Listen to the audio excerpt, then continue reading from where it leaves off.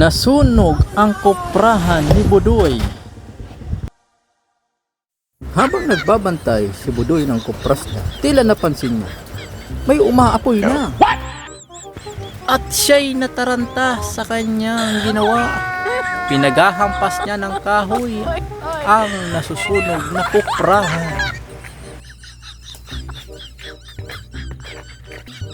At naisipan ni Budoy na kuhaan ng kamera ang kanyang nasusunog na kopras.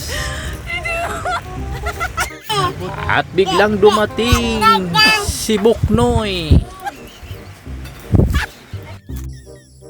Oh, Budoy, ano yung sa koprasan mo? Hindi mo na hiling yan, nasulo. Natin.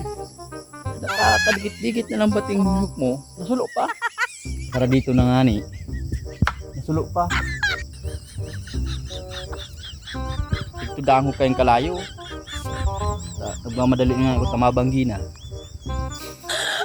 Nangyari din sa kauro-urada mo. Pag nagbablog ka, kung gusto mo mag-isikat ka tulo. Ang tulos magigisikat.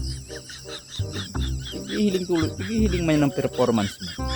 Pero man na nagkukupra. Ba't yung nag-uuro-urada? Katatansya mo at dikit-dikit na nga ng kupras mo. Wapin na siguro. Ay, kapagalo ng harap ko yun. Tiyo sa tao. Ay. Sarod o, yun o. Yun o. Ang bihira yan.